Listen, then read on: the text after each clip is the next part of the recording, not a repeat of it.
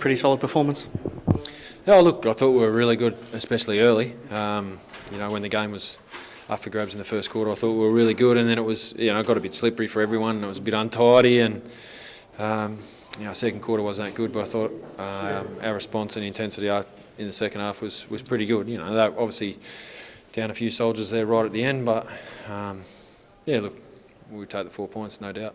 Is it good to see the team really put the opposition to the sword when you've got that opportunity? Obviously, they were down on numbers in that ended up being the last 20 minutes, but you really took full advantage. Is it nice to see that you're able to do that? Oh, look, I think it's just nice to get reward for effort, I suppose. The players put in a lot of work, 3 nights a week plus recovery they do on their own, and they invest a lot and miss a lot of time at home and all that sort of stuff. So it's good to get to reward for them. It's a good point I think you make, because sometimes because of the effort the players put in and the time they commit, sometimes it can be a real grind. But if you have a look at your team right now, it just looks like they're having a lot of fun out there. Well, look, it's a big part of why we're here. I think everyone's involved, whether you're here as a coach or a player or medical or volunteers, because you love footy and you enjoy being involved in a footy club. So look, we're really strong with our group and our whole player group and coaches and everyone that we want to work hard and we want to have success, but we want to enjoy it along the way, because otherwise, why are you here? So look, we try and enjoy the little wins along the way.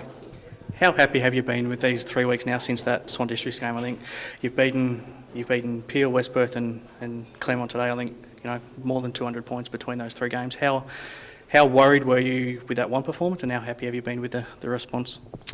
Well, look, I wasn't worried, I suppose, after the Swans game, because I think these groups become really consistent with how they prepare and how they turn up, and in the last 18 months we've delivered some pretty consistent footy. So the frustrating thing with the Swans game was we just wasn't us at our best. So I think the players were more frustrated than anyone. So look, it's good. We've been able to string 3 together. So big derby in the next game. It's really hard to pick out individual performances because everyone's playing their role, everyone's contributing, and across every area of the ground you're playing really well in, and I guess as a coach that's what you want to see. Yeah, no doubt. If more people that weigh in, the less load is left to too few. So I think when you come in post game and you're trying to pick best players and award winners, it's been a challenge the last few weeks because we've been pretty even. I think most teams, when you get a good even performance from everyone weighing in, it certainly makes it more enjoyable for everyone as well. Claremont's forward line had been clicking, and you would have been a little bit worried about that coming into the game, but I think if you have a look at it by the finish, I think Meister, Lee, Langdon, Richo, they all didn't kick a goal between them, which was a pretty good performance. Yeah, and I thought for the most part, I think the second quarter they got a fair few inside 50s, but I think we kept them to maybe high 30s for inside 50s, which, it's a good effort. It means there's a lot of pressure up the ground.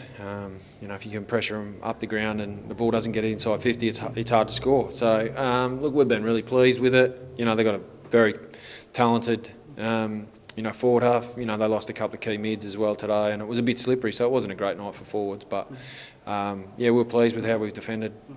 Certainly the last 2 weeks, I think it's 5, 6 and 6 that we've had kicked against us. So. And that's without Josh Pullman as well, who got through his game in the reserves this week. But you got Marlon, you got Blaine, you've got Luffy. They're all standing up.